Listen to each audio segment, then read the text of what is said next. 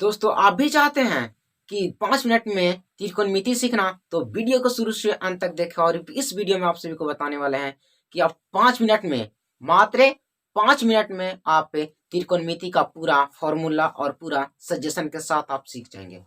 तो वीडियो को लास्ट तक देखें ताकि वीडियो का जितना भी मैंने कैलकुलेशन आसानी तरीके से करने का प्रयास किया है, सिर्फ आसानी तरीका से, मैं वादा करता हूँ कि 5 मिनट में त्रिकोणमिति सिखाने का।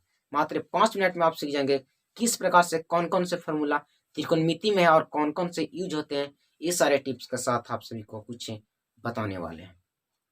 तो यदि हमारे चैनल पर नए हो तो चैनल को भी सब्सक्राइब करके बेल आइकन घंटी को दबाएं, और वीडियो पसंद आएगा तो लाइक भी करके जरूर जाएं। तो चलते हैं अपनी कॉपी के तरफ। दोस्तों त्रिकोणमिति सीखने से पहले हम कुछ त्रिकोणमिति से रिलेटेड कुछ मुख्य बातों के बारे में जानेंगे, जिसमें पहला है त्रिकोणमिति का अर्थ है। तो त्रिकोणमिति का अर्थ होता है, त्रि का अर्थ होता है 3 और कोण का अर्थ होता है कोण यानी एंगल, और मिति का अर्थ होता है माप। त्रिकोणमिति यानी कि 3 कोण की माप। तो 3 कोण की माप ज्ञात करने से पहले हमें कुछ इम्पोर्टेंट त्रिभुज के प्रकार जानने पड़ते हैं। कि हम जानते हैं कि त्रिभुज 6 प्रकार के होते हैं, जिसमें 3 भुजा के आधार पर होते हैं और 3 कोण के आधार पर होते हैं। तो हम पहले बारीकी ढंग से समझते हैं कि भुजा के आधार पर त्रिभुज कौन कौन है। तो भुजा के आधार पर त्रिभुज 3 प्रकार के होते हैं, जिसमें पहला है समबाहु त्रिभुज। समबाहु त्रिभुज यानी कहने का अर्थ है कि जिस त्रिभुज की सभी भुजा बराबर होती है उसे हम समबाहु त्रिभुज कहते हैं। और दूसरा है समद्विबाहु त्रिभुज। तो समद्विबाहु त्रिभुज उसे कहते हैं जिस त्रिभुज की 2 भुजा बराबर होती है, उसे हम समद्विबाहु त्रिभुज कहते हैं। और तीसरा है विषमबाहु त्रिभुज।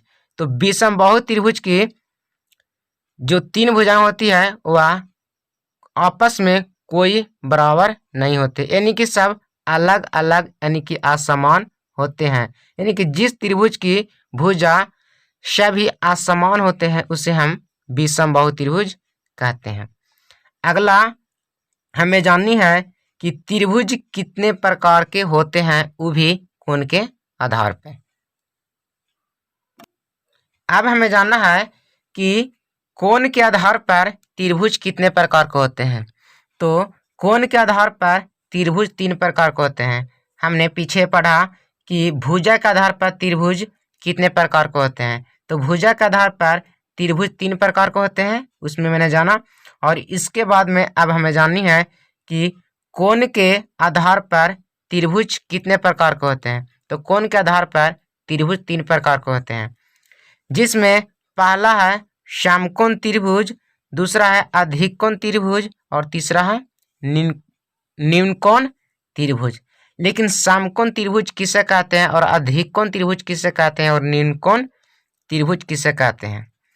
यानी समकोण त्रिभुज उसे कहते हैं यानी जिस कोण की माप 90 डिग्री हो, क्या 90 डिग्री हो, उसे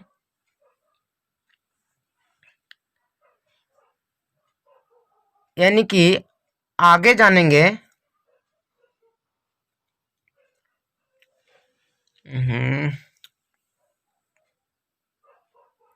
अब जानेंगे कि कोण के आधार पर त्रिभुज कितने प्रकार के होते हैं।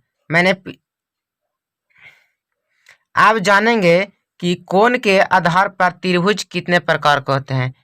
पीछे हमने जाना कि भुजा के आधार पर त्रिभुज कितने प्रकार के होते हैं, तो बताएगा कि त्रिभुज भुजा के आधार पर 3 होते हैं। और अब जानेंगे कि कोण के आधार पर त्रिभुज कितने प्रकार के होते हैं। तो कोण के आधार पर त्रिभुज 3 प्रकार के होते हैं, जिसमें पहला है समकोण त्रिभुज, दूसरा है अधिक कोण त्रिभुज, और तीसरा है निम्न कोण त्रिभुज। जिसमें समकोण त्रिभुज किसे कहते हैं। तो समकोण त्रिभुज यानी जिस त्रिभुज में एक कोण की माप 90 डिग्री हो, क्या 90 डिग्री हो, उसे हम समकोण त्रिभुज कहते हैं। और दूसरा है कि जिस त्रिभुज में एक कोण की माप 90 डिग्री से अधिक हो उसे हम अधिक कोण त्रिभुज कहते हैं। और तीसरा है न्यून कोण। तो न्यून कोण त्रिभुज किसे कहते हैं? तो जिस त्रिभुज में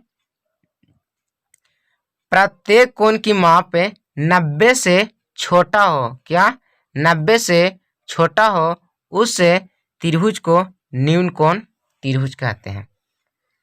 तो त्रिभुज से जितने भी रिलेटेड थे वो बातें हम लोग ने जाना, और अगले जानेंगे तो जो हमें त्रिकोणमिति पढ़नी है वह हमें समकोण त्रिभुज से पढ़ना है, यानी कि जो हमें पढ़ना है त्रिकोणमिति वह समकोण त्रिभुज से ही पढ़ना है। तो चलते हैं आगे, जानते हैं समकोण त्रिभुज के बारे में। समकोण त्रिभुज में हमें 3 भुजा होती है। कितने? 3 भुजा, जिसमें 3 भुजा का नाम अलग अलग होता है, जिसमें कह सकते हैं कि यह समकोण त्रिभुज है।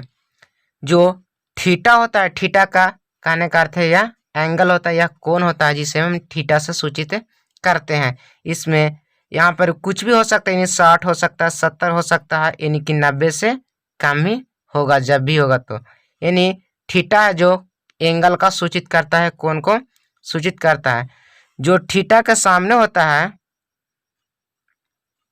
उसे हम लंब कहते हैं, और जो थीटा टच रहता है, जिस भुजा से थीटा टच रहता है उसे हम आधार कहते हैं। और जो सीढ़ीदार यानी जो स्लोप होता है, जो ढाल होता है, जो सबसे बड़ी होती है उसे हम कर्ण कहते हैं। और इसे भी समझेंगे कि कर्ण और थीटा के रिलेशन से, यानी जो थीटा होता है, जो थीटा के सामने वाला भुजा होती है उसे हम लंब कहते हैं, और जो भुजा थीटा से टच रहता है उसे हम आधार कहते हैं। और जो स्लोप होता है यानी जो ढाल होता है उसे कर्ण कहते हैं। यानी जो कर्ण होता है वह स्थिर रहता है और लंब और आधार थीटा के अनुसार चेंज होता है। और आगे जो लंब और कर्ण और आधार के संबंध में जो फॉर्मूला है वह जानते हैं। आगे है इससे समकोण त्रिभुज में फॉर्मूला, जिसे कर्ण स्क्वायर बराबर होता है लंब का स्क्वायर प्लस आधार का स्क्वायर। इस फॉर्मूला को पाइथागोरस प्रमेय भी कहते हैं। जो कर्ण स्क्वायर होता है से त्रिभुज के शेष 2 भुजा लंब और आधार के स्क्वायर के बराबर होता है, यानी कर्ण स्क्वायर बराबर होता है लंब का स्क्वायर प्लस आधार का स्क्वायर। यानी हम कह सकते हैं कि कर्ण बराबर लंब का स्क्वायर प्लस आधार के स्क्वायर। थोड़ा यहाँ पे समझने के लिए हम सोचेंगे कि यानी जो कर्ण होता है, यानी जो कर्ण होता है वह लंब स्क्वायर प्लस आधार स्क्वायर के 1/2 होता है। जो कर्ण होता है, जो लंब स्क्वायर प्लस आधार स्क्वायर के 1/2 होल होता है। यानी समझने का प्रयास करें कि यह मान के चलते हैं कर्ण को ए स्क्वायर कहते हैं, और लंब स्क्वायर प्लस आधार स्क्वायर को बी कहते हैं। तो यह ए बराबर हो जाएगा बी पर 1/2, यानी कि जब भी स्क्वायर बराबर के विपरीत साइड में जाता है तो यह बदल जाता है, यानी कि बट्टा में हो जाता है। 2 रहेगा तो 1/2 हो जाएगा, यहाँ 3 रहेगा तो 1/3, यानी ए बराबर हो जाएगा रूट में बी। 1 1/2 को हम रूट कहते हैं और 1/3 को घनमूल कहते हैं और 1/4 को चरमूल कहते हैं। तो यहाँ पे कार्य बराबर हो जाएगा रूट में लंब का स्क्वायर प्लस आधार का स्क्वायर। और इसी प्रकार से हम यह दोनों फार्मूला निकाल सकते हैं, यानी लंब के लंब बराबर फार्मूला क्या होगा और आधार बराबर फार्मूला क्या होगा। तो लंब बराबर हो जाएगा यहाँ पे कार्य का स्क्वायर बराबर लंब के स्क्वायर प्लस आधार के स्क्वायर, यानी कह सकते हैं कि लंब बराबर कार्य का स्क्वायर प्लस वाला बराबर के विपरीत साइड में जाएगा तो माइनस में हो जाएगा आधार स्क्वायर। लंब बराबर हो जाएगा, स्क्वायर हटते ही दूसरे पे रूट हो जाता है।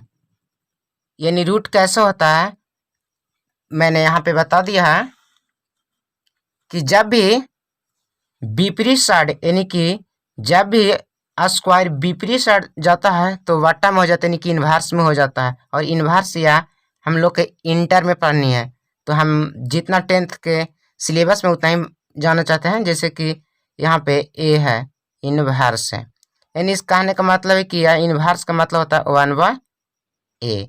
यानी यहाँ पे कह सकते हैं कि यह a माइनस a के पावर -2, यानी कह सकते हैं कि यह हो जाएगा 1/a स्क्वायर, यानी जो माइनस होता है वह 1 हो जाता है और स्क्वायर जो रहता है इस प्रकार जाता है। यानी लंब बराबर हो जाएगा रूट में कार्य का स्क्वायर माइनस आधार का स्क्वायर। इसी प्रकार से आधार बराबर हो जाएगा रूट में कार्य का स्क्वायर माइनस लंब के स्क्वायर। अब कुछ इंग्लिश मीडियम में जानेंगे कि कार्य को क्या कहते हैं और लंब को क्या कहते हैं और आधार को क्या कहते हैं। यह है चित्र। लंब को P से सूचित करते हैं और कार्य को H से सूचित करते हैं और आधार को B से सूचित करते हैं। यानी P का अर्थ होता है परपेंडिकुलर। P का अर्थ होता है परपेंडिकुलर, यानी P को हिंदी में कहते हैं लंब, परपेंडिकुलर का हिंदी में कहते हैं लंब। और H का पूरा नाम हाइपोटेनस, जिसका अर्थ होता है कार्य। और B यानी B का पूरा नाम बेस होता है, जिसे आधार कहते हैं। बेस का हिंदी आधार होता है। तो हम जानेंगे इधर जो कार्य स्क्वायर बराबर लंब का स्क्वायर प्लस आधार का स्क्वायर इंग्लिश में जानने के लिए, यानी कि हम कह सकते हैं कि H के स्क्वायर बराबर P का स्क्वायर प्लस B का स्क्वायर। यानी कार्य को हम H कहते हैं और लंब को P कहते हैं, आधार को B कहते हैं। यानी H बराबर हो जाएगा रूट में P का स्क्वायर प्लस B का स्क्वायर। इसी प्रकार से हम कह सकते हैं कि P बराबर रूट में H का स्क्वायर माइनस B के स्क्वायर। और इसी प्रकार से B यानी आधार बराबर हो जाएगा रूट में H के स्क्वायर माइनस P के स्क्वायर। इतना यदि समझ जाते हैं तो त्रिकोणमिति आगे समझने के लिए सबसे आसान तरीका हो जाएगा, क्योंकि त्रिकोणमिति में सबसे ज़्यादा यूज यही 3 फार्मूला होता है, जिससे हमें एक के भुजा का मान ज्ञात करना होता है। जैसे कोई त्रिभुज में लंब दिया हो, आधार दिया हो, तो कार्य ज्ञात करने के लिए हमें H का फार्मूला ज्ञात करना पड़ता है। और दूसरा है कि यदि किसी त्रिभुज में यानी समकोण त्रिभुज में दिया हो पी और एच, तो हमें बी का मान ज्ञात करना पड़ता है इस फार्मूला से। तो देखते हैं अगले वीडियो में इनकी आगे यह मिलेगा। तो देखते हैं अगला साइन कोस टेन के फॉर्मूला।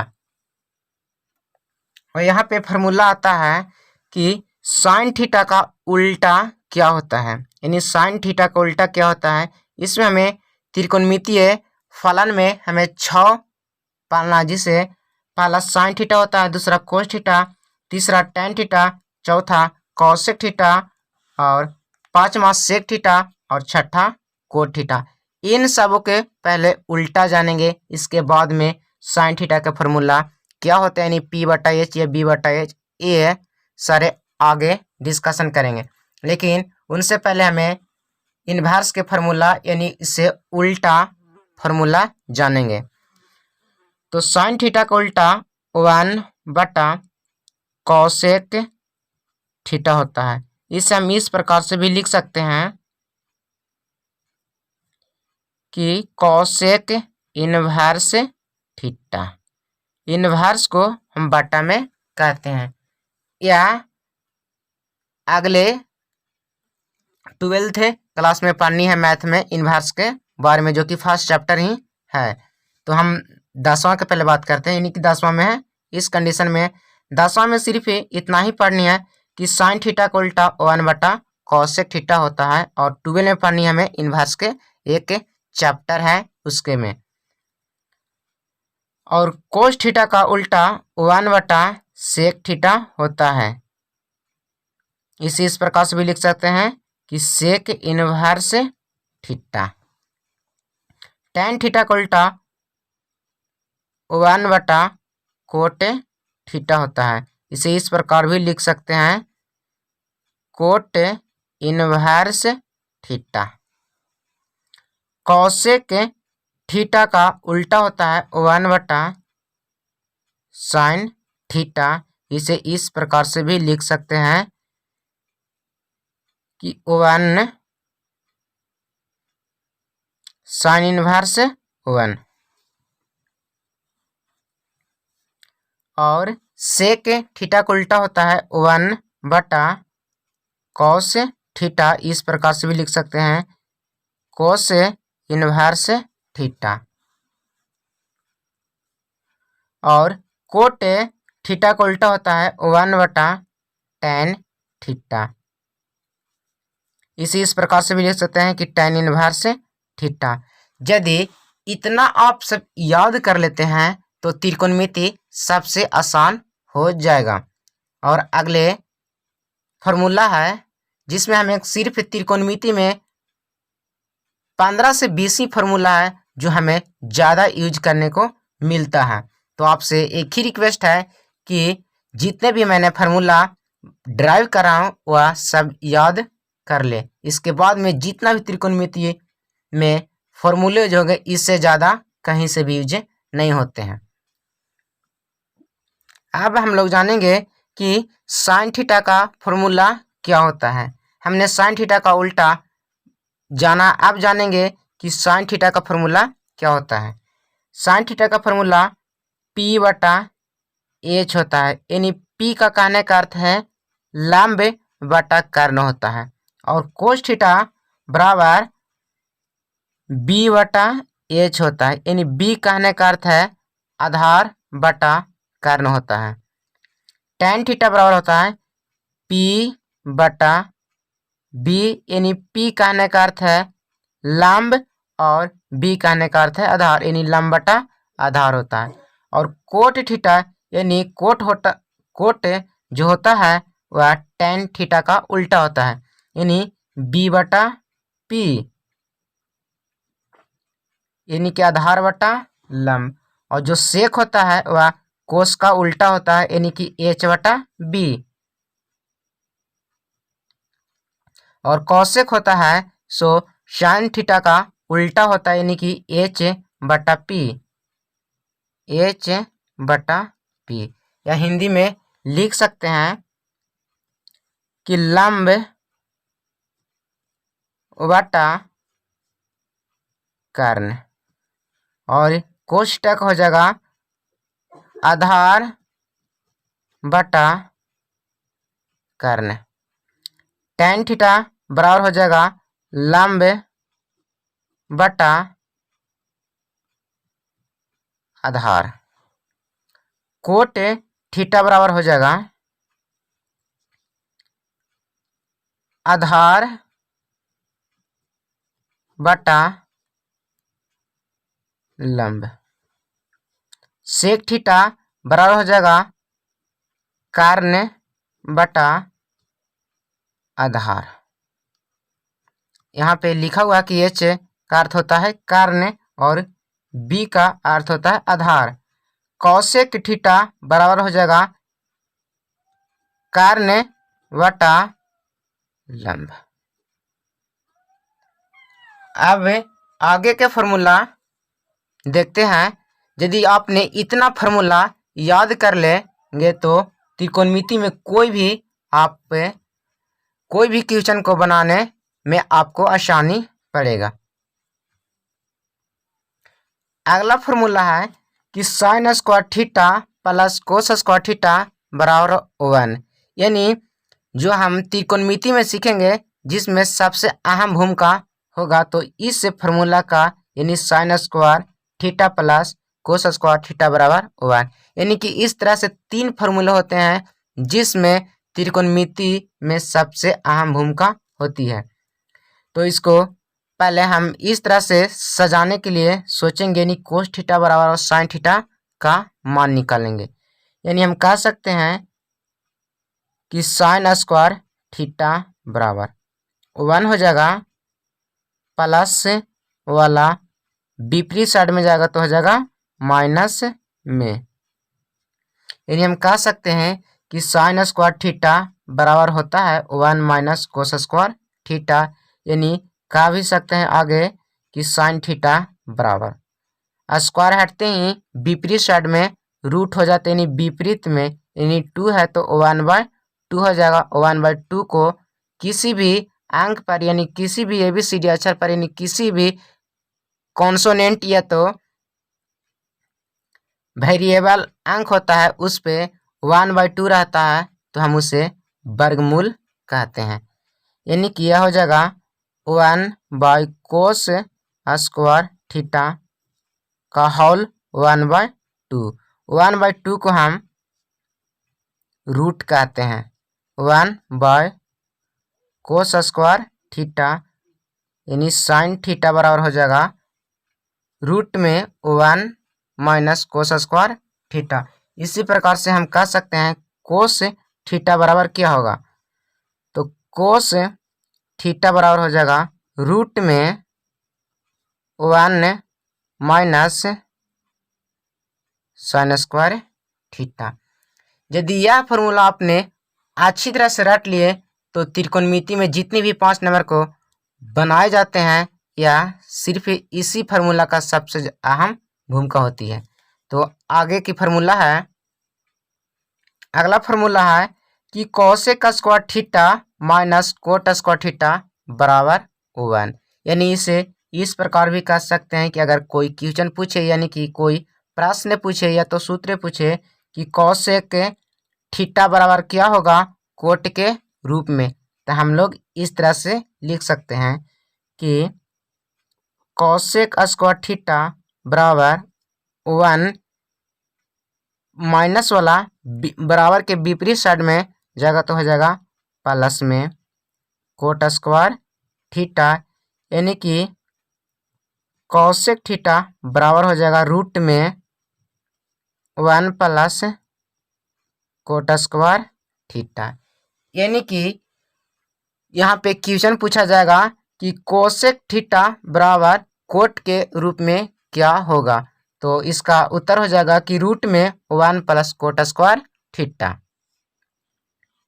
आगे हम कह सकते हैं कि कोट बराबर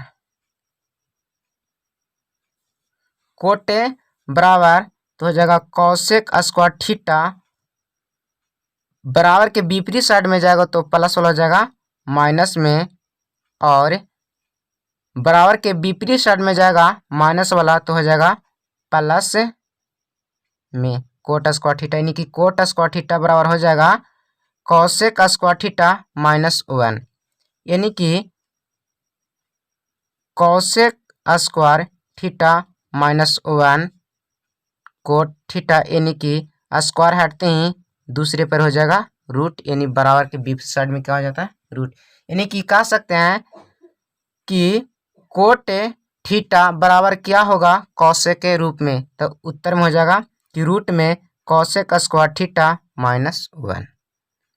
अगला फार्मूला है, यानी अगला फार्मूला है sec square theta -tan square theta बराबर 1।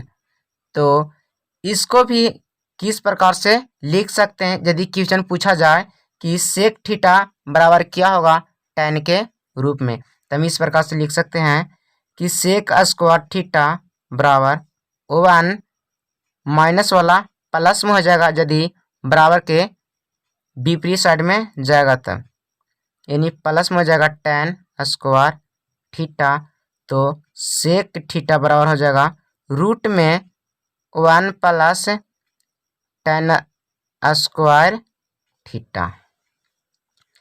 इसी प्रकार से tan स्क्वायर थीटा बराबर हो जाएगा 1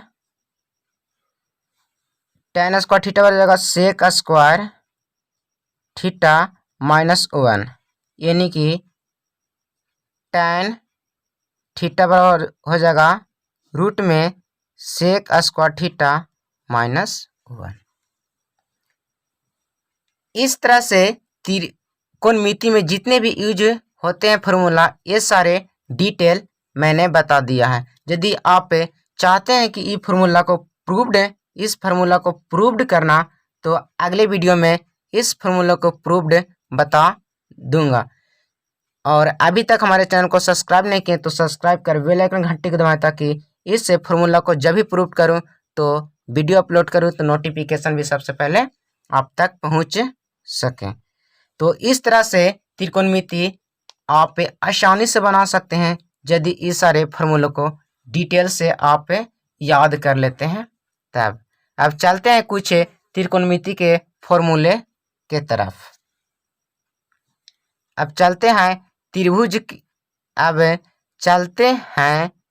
त्रिकोणमिति के कुछ प्रश्न के तरफ कि किस प्रकार से प्रश्न पूछे जाते हैं। अब हम लोग कुछ प्रश्न बनाते हैं जिसे हमने फॉर्मूला जाने हैं। उस फार्मूले से देखते हैं कि त्रिकोणमिति से कुछ हमें प्रश्न बनती है या नहीं। तो पहला कह रहा कि दिए गए चित्र से निम्नलिखित के मान ज्ञात करें, यानी कह रहा साइन सी का मान ज्ञात करें, साइन ए का मान ज्ञात करें, कोस सी का मान ज्ञात करें और कोस ए का मान ज्ञात करें, और कोस सी का मान ज्ञात करें और tan ए का मान ज्ञात करें। तो हम किस प्रकार से ज्ञात करेंगे? तो पहला हम कि साइन सी का फार्मूला लिखेंगे। तो साइन सी का फार्मूला क्या होता है? तो P/H होता है, और साइन ए का भी यही फार्मूला आता है P/H, और कोस सी का फार्मूला होता है B/H, कोस ए का भी यही फार्मूला होता है B/H, और tan का फार्मूला होता है P/B।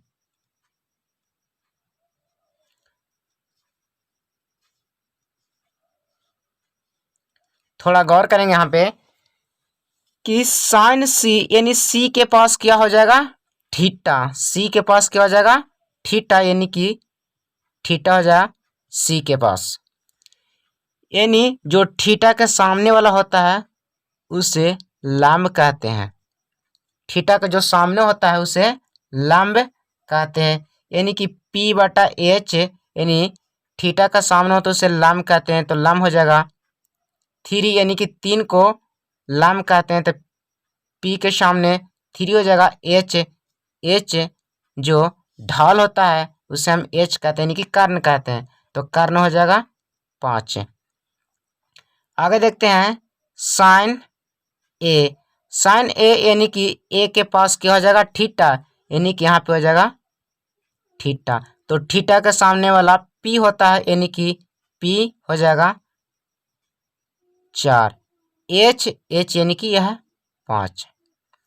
आगे कह रहा है कोस सी, तो कोस सी का हो जाएगा बी बटा एच, यानी कि सी का यानी सी के पास हो जाएगा थीटा।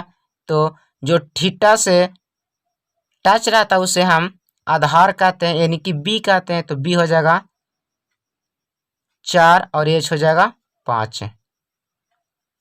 आगे कह रहा है कोस ए, यानी कि ए के पास हो जाएगा थीटा। थीटा के सामने में लंब होता है और जो थीटा से सटा हुआ रहता है उसे आधार कहते हैं। तो आधार हो जाएगा 3 और कर्ण हो जाएगा 5। आगे है tan सी, यानी कि सी के पास थीटा होगा। तो थीटा, यहाँ थीटा के सामने वाला पी होता है और जो थीटा से टच रहता है उसे आधार कहते हैं। तो पी के पास 3 हो जाएगा और बी के पास 4 हो जाएगा। आगे है tan ए। tan ए का कहने का मतलब है कि ए के पास थीटा हो जाएगा और थीटा के जो स्पर्श रहता है उसे बी कहते हैं, यानी बी 3 हो जाएगा और पी 4 हो जाएगा। तो इस प्रकार से आप जितने भी एनसीईआरटी हो या तो स्टूडेंट फ्रेंड या तो भारती भवन हो या तो लालजी प्रसाद, जितने भी बुक होंगे इसी प्रकार से आप त्रिकोणमिति को बना सकते हैं। दोस्तों मैं आशा करता हूँ कि वीडियो पसंद आया होगा, तो जल्दी से चैनल को सब्सक्राइब कर बेल आइकन घंटी को दबाएं और वीडियो तो पसंद आया होगा तो लाइक भी कर के जाएं। तो आज की वीडियो नहीं और मिलते हैं नेक्स्ट वीडियो में।